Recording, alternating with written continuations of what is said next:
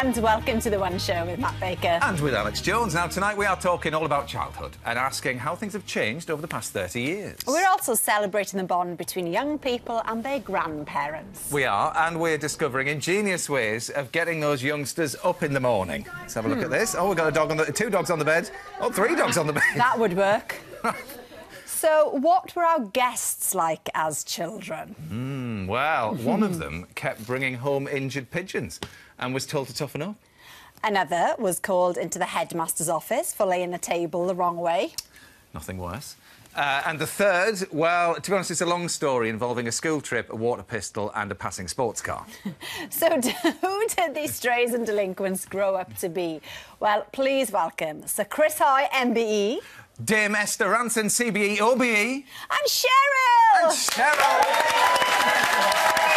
Welcome, one and all. Hello, all three. So we've got some long titles there with your names, and now Cheryl. Well, we've always known you as Cheryl, but now you are officially just Cheryl. Just Cheryl. It feels like a fresh start. Are you enjoying life at the moment? I am. How are you? I'm great. Really well. You're good. Yourself? Good. Yeah. Oh, always happy. All good. We're always yes. here. Not much changes for us. Do really. you still bring home injured pigeons? I would. It wasn't just pigeons. It was like any wave or stray, anything that was suffering, I would take home. Like I've had every type of animal in the house. I can give you my hamsters to look after. Oh, we'd away in the weekend, would you? Around London, I mean, obviously there's plenty of pigeons around, so you still. Yeah. I'll go and have a look after this. OK.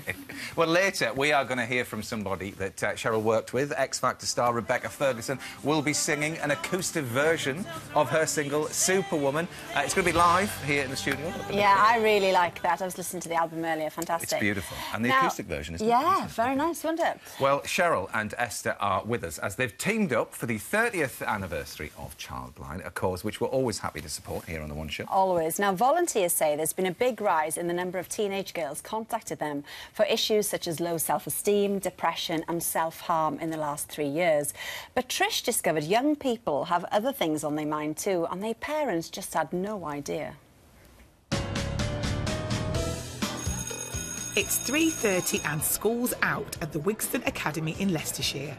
And a group of pupils from years 8 and 10 have agreed to stay on for a little experiment.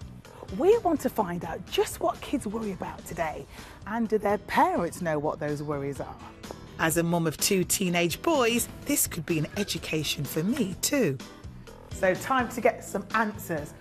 What do teenagers worry about? Failing my GCSEs, failing my A-levels and then never getting a job. There's a lot of stress in this from our teachers, our parents. It's like you don't have a break from it for the next 2 years. I agree with that. I finished year 6, finished my SATs and thought, good, year 7 is going to be the year where I'm not too bugged about tests, and we got it into year 7 and they'll go about GCSEs. So I was like, already? A few years. You also hear that on the news as well about there's not enough jobs and unemployment and all of that, and it doesn't help. Do you actually worry at this age? Yeah, most definitely, yeah, because I don't want to be homeless. Everyone's nodding. Do you really believe that if you don't get the right education, you'll end up homeless? That's what the teachers keep stressing. Yeah. If you don't get GCSEs, we'll find it very, very, very hard. What other things do you worry about?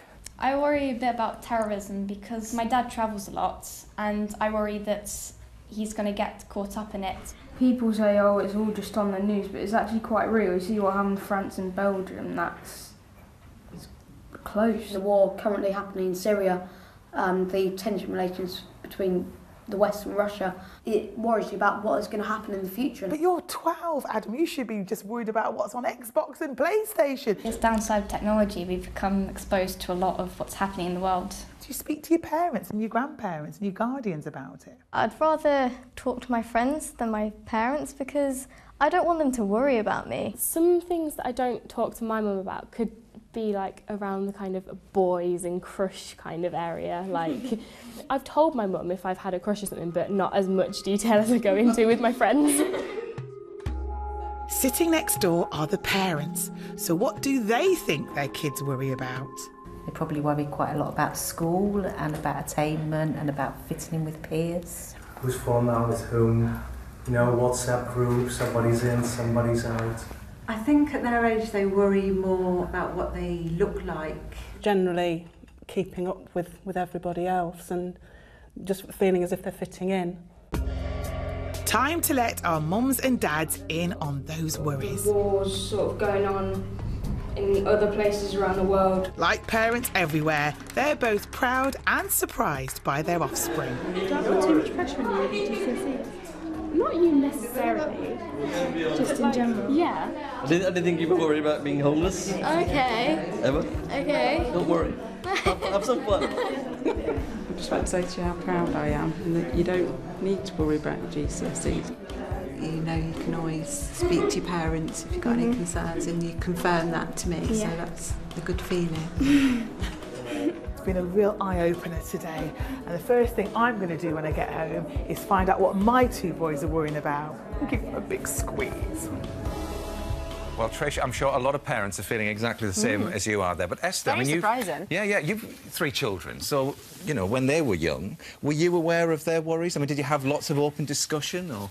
We tried to. We had that old-fashioned bit of furniture called a table, a kitchen table, and we used to have meals together. I don't think people do this very much now. Really sad. And that was a time when everybody could talk about their worries, what had happened to them during the day. But even so, you know, it wasn't until well after my son had left school that he revealed to me that he'd been bullied for 3 years. Oh, wow. And I never knew about it at the time. So I think we really do have to work really hard to make sure our kids do talk to us. You find that a lot, actually, that kids are just, they don't have the courage to talk to somebody. No. So that's why Childline's absolutely amazing, because it's completely confidential. Yeah. You don't even have to speak to somebody on the phone. You can go to online and have a chat online, like you would be texting a friend. Yeah. So if there's more comfortable ways to find on the website if talking, just reaching out with whatever your problem is. And that's the thing, because talking of social media and all the rest of it, those kids in the VT were saying it's because they hear so much about the news. Yeah. You know, they now worry about terrorism, they're worried about being homeless if they don't do well in their exams. It's unavoidable, really. Yeah, but when we were little, I mean, that wasn't the case at all, was it? Not on the radar. No, I think childhood was much more of a bubble in in my youth. I mean, it was the 4 walls of my house. It was, of course, stuff going on at school. But I think these days the world comes in, and so often it's bad news, isn't it? If I could just mention a children's newspaper called First News, which is one that puts the news into context in a factual but reassuring way. I think it's important. Actually. I agree. And Chris, for you then, what were your major worries? I mean, were they about sport, or was it...? Well, it was interesting listening to that piece there. I would say exams would be the biggest stress. Yeah. You know, it's not, that hasn't changed, but obviously technology now has made a different dimension to the stress that children are experiencing, and as you're saying, they don't have that protection of coming home and being able to talk it out with parents. And you had a big family, Cheryl. Yes. I mean, what were your worries when you look back at being 13, 14 years old? What were the I things? was just a general worrier, like collecting animals. Like, it's just in my nature. I would worry about the world. I would worry sick if I seen something on the news. I did have that, and I was actually quite a depressed teenager, to be honest. I didn't enjoy my teenage years at all. I found them really tough. Why was that then? Just the stress of, you know, like the pressure of going home and your parents want you to do well in your exams, going to school, the school want you to do well in your exams, and you feeling like, if I'm going to be a failure if I don't, you know. It's just a lot of stuff goes on. Even chemically, we were talking about earlier.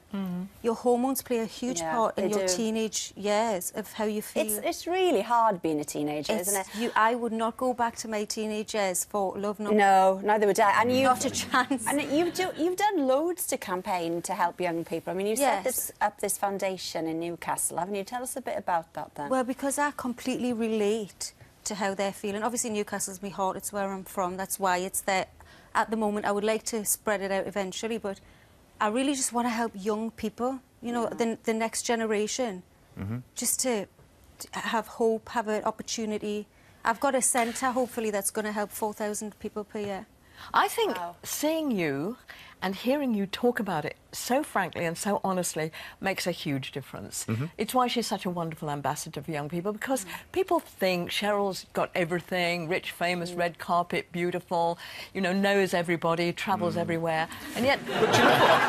But it's the honesty that cuts through all that, because, yes, you've had all those opportunities, but you've also sampled a life where it hasn't been so privileged at times. Oh, my God, absolutely. I mean, I grew up with nothing.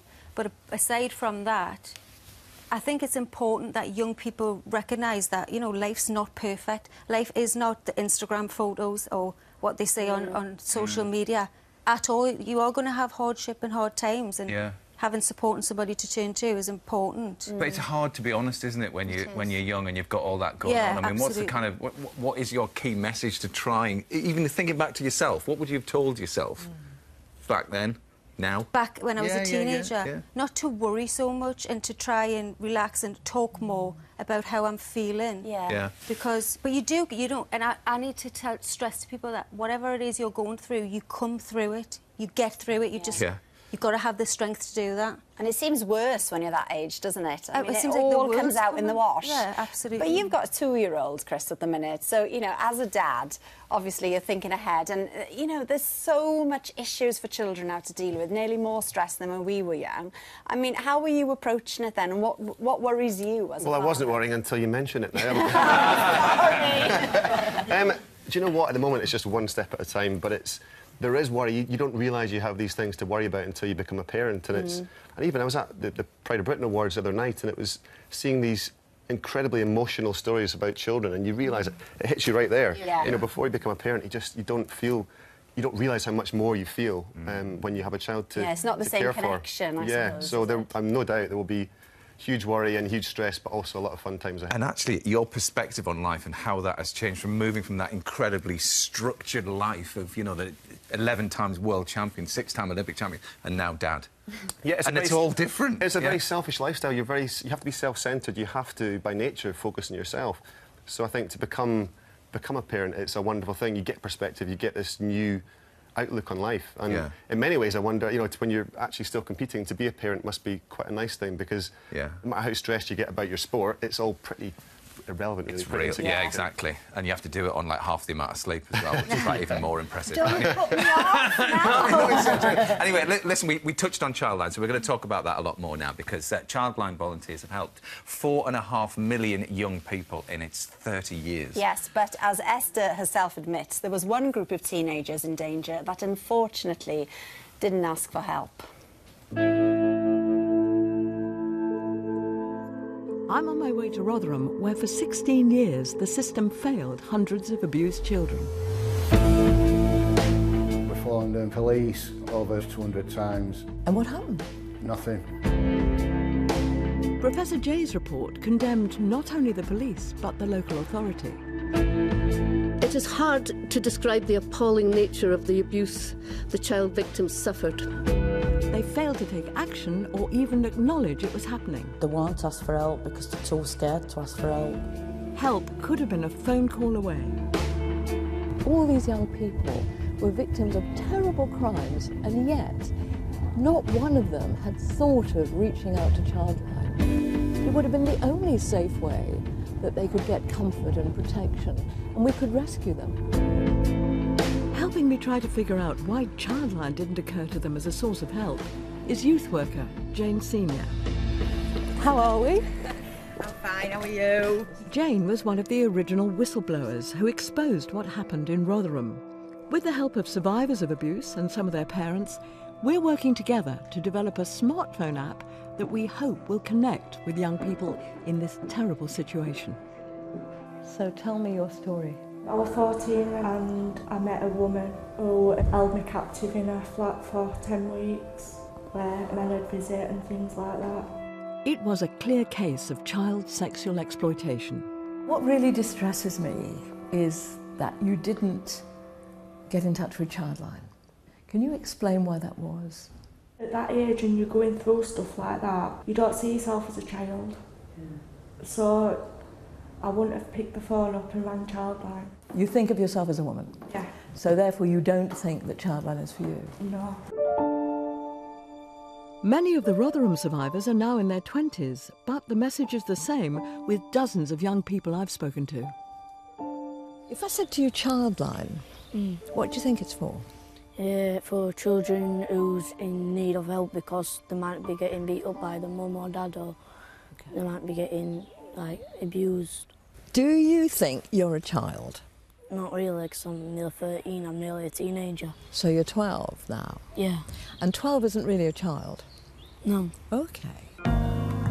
The app is still some way off, but kids who haven't been abused are helping us develop it, like Callum, Shania and Samuel. Do you think it'd be easier to use an app than ring Childline? Probably, yeah. It'd be a good idea because on Childline you've got to ring up and then the parents could hear. One idea is that you could get into this service through Snapchat or Instagram.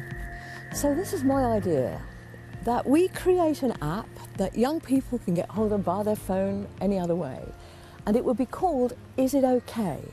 Because that's the question I'm told they ask themselves in the middle of the night when they get home, realising they're out of their depth, they're under pressure, and they say, is it OK? What's Jane's advice on connecting with today's kids? We need to make sure that the people that are answering the phone understand grooming, to hear things that young people might not necessarily be telling us when they're talking about something that's happening, to understand that they may be frightened, what role parents might play. And I think get some celebrities involved as well in selling this as an app, because then young people will want it. What today has shown me is that so much has changed over the last 30 years. Childline now has to do even more if we are to protect children like the ones who suffered so badly here. Cheryl, you mentioned Childline in the previous chat, but obviously you've become a campaigner, which is fantastic news for the charity, as Esther said.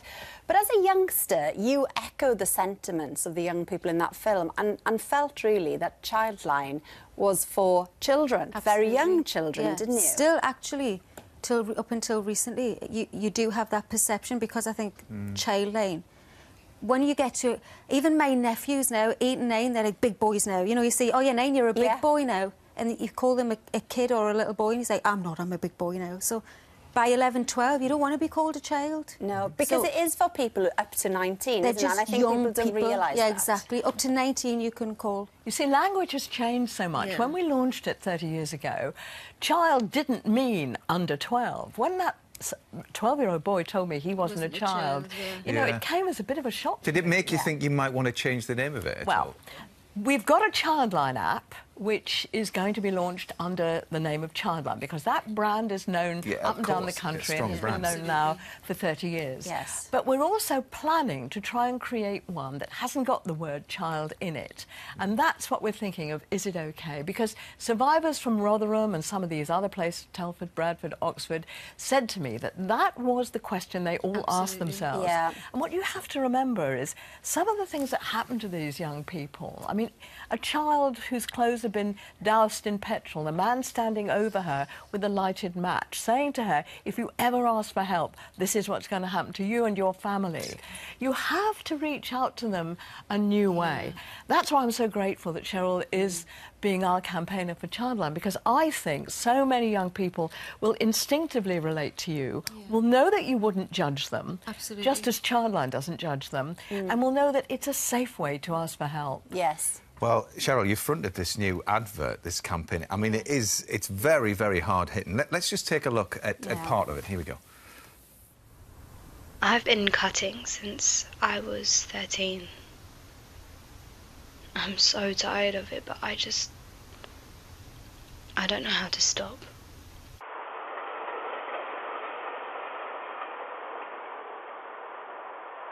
I'm worried my dad will lose it if I tell him I'm gay. I sent this boy some pictures because he kept asking me and asking me. Now he wants more. If I don't, he'll show everyone. God, it's so powerful, that campaign. And, you know, you touch on 3 very sensitive, but sadly, really common... Very common. Very common problems there. On my social feeds, I speak to people that are dealing with these problems daily. Self-harm. Sexting is a massive, massive problem.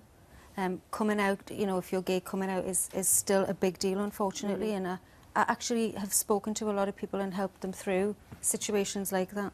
And what do you get out of that? It actually breaks my heart to think that you're in that much pain that you turn to harming yourself as a release. It's obviously something I've never suffered with, so it's hard to understand, but it's a massive, massive problem. And think about it, how much pain there must be dealing with inside turn to that extreme. And Childline hears so many calls from young people who are harming themselves.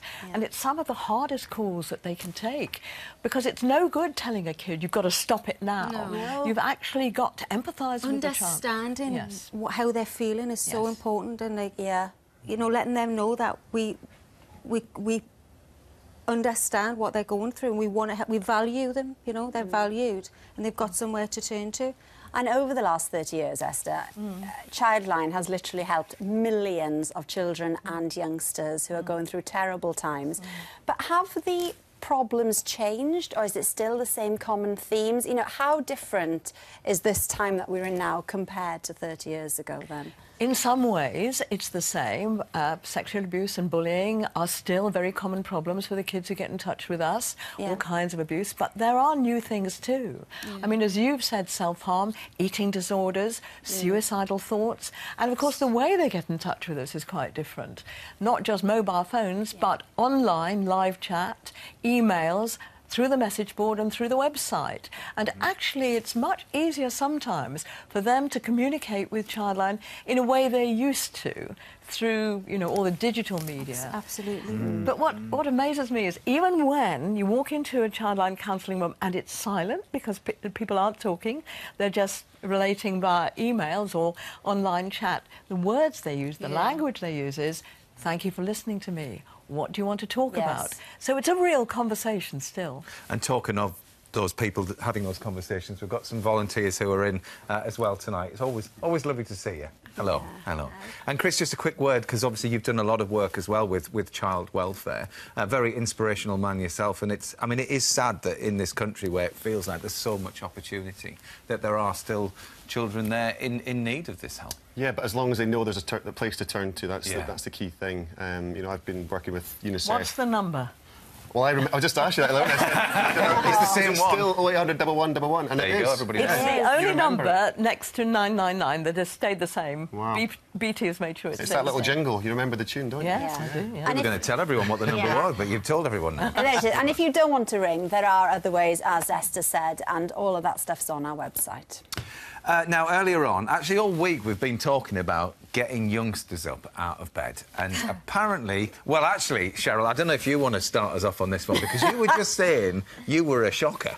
I was. Once I hit, like, 13, 14, I don't want to get out of bed for school. Same. I'd be nice and warm, snuggly, and then, you know, Mum comes in, get up at school time. 5 more minutes, Mum. 10 minutes later, she just used to pull the quilt off, the whole quilt. What did I say? Go on, Take Chris, off. what were you like? Freezing cold. Yeah. Big lump lying in bed. Exactly the same. Them thighs, you see. I could never have been a swimmer. You know, swimmers have got to train first thing in the morning. I could never have done that. No. Well, imagine if your parents went all Gordon Ramsay. Just have a look at this. This is Gordon's technique. This is worse than duvet off. Here we go, look. This is... I mean, I don't know what's happening, but this is the technique apparently he uses to get Tilly up out of bed. There was another version, wasn't there? He won't mind us saying, but it's a bit weird. Oh, yeah. Well, it's a bit like a nightmare. Am I still asleep? Who knows? Well, it did get us thinking about what techniques you use to get the younger generation out of bed. Yes, so we come into some of your homes to see what tricks you've got up your sleeves. The Weavers, the Kenners and the Wright family have got the getting the kids up problem properly sorted. Nothing is left to chance. Kamika Wright used to struggle to get Aaron and Amaria up each morning for their particularly long journey to school. So I've woke them up already, but they're still in bed. Now she's got it licked. Pancake power. So this morning I'm going to make their favourite breakfast. Over at the Weavers, an even more creative solution for those dark winter mornings. Pet pester power. So now it's 7 o'clock and we need to start to get ready for school. I've called her a couple of times, and if she won't wake up, then we release the hounds. Seems it's the only way to get Darcy up these days. And the bonus is, she actually likes it.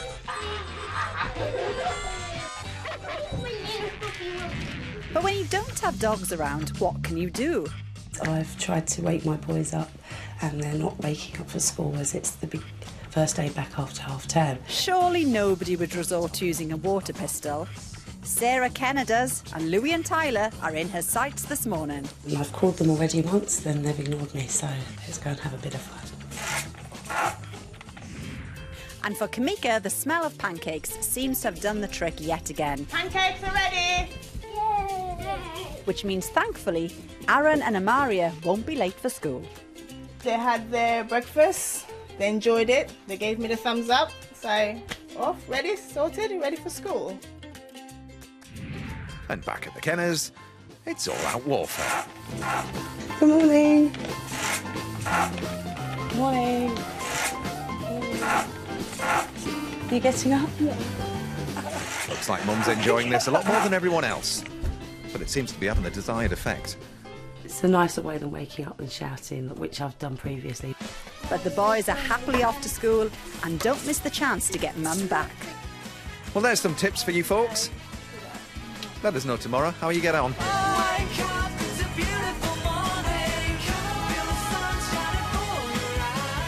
We were just saying bacon's the key. Cook the bacon sandwich in the morning. I'd get up for a bacon. You'll soon be in the kitchen. At least you've got no worries on this front, Chris. 2 years old. I mean, they're very keen to get up. It's the complete opposite. The thought of a full night's sleep would be amazing right now. He's 2 and he still hasn't slept through. So, but Cheryl's given me a good tip: lavender oil in a humidifier. In a humidifier. Apparently. All right. Yeah, lavender helps you to sleep. Well, yeah, in a humidifier, right? And it's peaceful, Try that. isn't it? A nice aroma. Or just earplugs, I suppose. Spa treatment. Well, Esther, let's talk about your dreams and ambitions then. As a young child, what did you want to be when you were? Look at you there. I mean, obviously, probably a little bit later than that when you started. Well, when I was that age, I was probably not walking. No. Because let's roll on a few years. I didn't learn to walk until I was 18 months. Hence, I was the wrong candidate for Strictly Come Dancing. And it is not surprising I only lasted 3 weeks. I mean, that I can walk at all is an achievement. What I wanted to be when I was about 10 or 11 was a nightclub singer. Did you? Oh, wow. I would never have guessed that. And you haven't heard me sing. Had you heard me sing, you would never have guessed Wow. it. Hey, I've got Never. brilliant idea for a one-show VT. Dreams coming true with Esther. Oh, yes. Goodness. Chris, we know you were always fixated on your love of bikes and you started BMXing. And you said, didn't you, from a young age, I want to be an Olympian. Now, that's punchy, isn't it? That's quite punchy. I mean, you made it, but was there a plan B ever? Was there kind of a fallback? Well, I never thought I would be. That was my dream. But I was never that great at cycling when I was a kid, so it was just a pipe dream. But I had to get my education. That was the kind of golden rule. Yes. You can do your sport, you can do all your fun stuff, but you have to get your... Did you get say your you zones. weren't any good? You're surrounded with awards. Well... Trophies. There was a lot of second places and third places. Oh, get away. But yeah, I had to work really hard for it. It wasn't the kind of thing that came naturally. I had to just keep, practicing and training to get any success at all. So with your education, when you went to do work experience, what did you end up doing for that? Where were you? Well, first work experience, what was I doing? Well, I did a lot of just part-time jobs, but I did work experience. I worked in a bike shop. OK, so you were on theme then? Yeah, I worked in a bookshop. Bookshop, go. Well, you're going to be on theme for the next one of the chat. first lottery tickets. When the lottery tickets started, I was just in between school and uni. I worked in a garage, service station. There are other types of it. I worked in a service station selling lottery tickets, all kinds of things. Paper boy for a while. Yeah. Well, we've got some lovely photos of you, Cheryl. Because you always dreamt of being a pop star, didn't you? I mean, we've got lovely shots. Look at the ballet there. Yeah. So were your parents, were they supportive from the word go, or were they like, oh, you need to get an education, then maybe you can go off and dance and model and all the rest of it? A bit of both, actually. They were completely different. So my mother was convinced I knew what I wanted to do from birth. She's like, no, you come into the world knowing what you wanted to do. Really? And she was very supportive of everything. I was kind of bossy as a kid. I want to go to dance school, I want to go to tap school, I was the one driving it. But my dad was like, get an education, get your head out of the clouds. He always said, get your head out of the clouds. Every teenager wants to be a pop star. Of course. It's like nice that you do Even that. Esther, look. So what did he say then, 2002, when, it all kicked off I'll and it tell you happened? what he said in 2000 and... was it 10 or 9 when I went up Mount Kilimanjaro. Right. Oh, yeah, Literally, the phone signal would come in and out up the mountain. Yeah. Somebody had signal, and I called me dad when my head was in clouds. Brilliant. I swear. And I Brilliant. said, Dad, you're not going to believe this. My head's officially in the clouds. Brilliant. Brilliant. Who are your role models then, growing up? You know, just grown women around. Like Yeah. we didn't really have, we never had social media or any of that, and the magazines were like they are now. So I just loved, like, I always loved older women, you know, watching them put on their makeup and how they dressed. And But then after Pop Stars in 2002, which, oh gosh, I loved watching that programme, you know, things changed so dramatically, and even though that's what you'd always wanted, was the reality more scary? Was it as fantastic as you'd imagined? Bit of both. Yeah.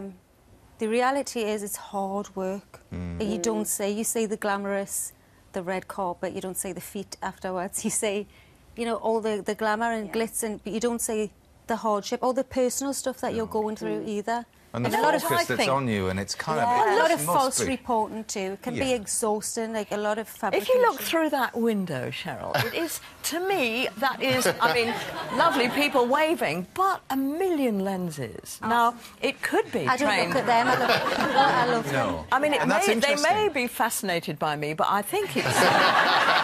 please, you don't have to laugh quite so hard. That'll be it. But seriously, I mean, that is... This is really... that is a persecution, isn't it? Do you feel it's like being hunted?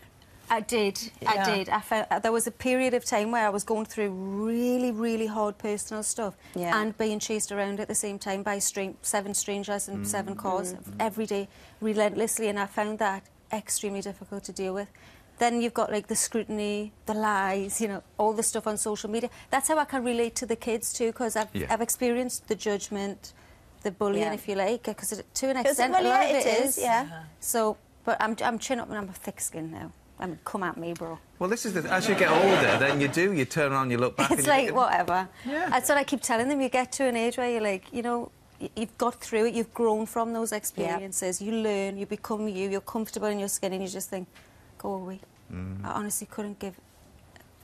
Yeah. But that's the thing. And when we know what you're saying, Cheryl. We know what you're saying. I don't care anymore. But when you do, and you think of all those youngsters that you're talking to tonight, down the camera, and they will take strength from that you've been there, you've done it, and here you are. Yeah. And I think that, you know, I'm not ashamed that I've been through hard times or made mistakes, because it's life. Life happens like that, and I think it's important that people don't expect to live a perfect life, because it doesn't exist. No. And even as an adult, you continue to make mistakes. We all do. Yeah. And you want to have a life of your own as well, and you want to have a private life, and you want to enjoy... You've got to for your sanity. Life for you.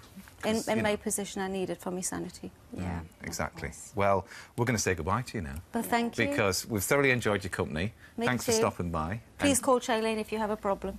Any problem, any age up to 19. We're here for you. Thanks for coming on. It's been lovely to see you.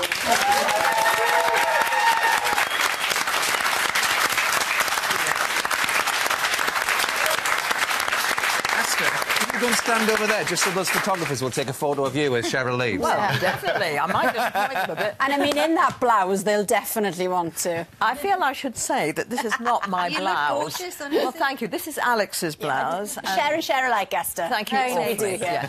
Esther and Chris are staying, and we'll also have a performance later on, an acoustic live performance from Rebecca Ferguson from a new album, which is absolutely lovely. Yes, but first we are catching up with Martin Ashton, who is a cyclist like Chris and has entertained us with his stunts and his tricks. Well, now he's back with a very different story to tell.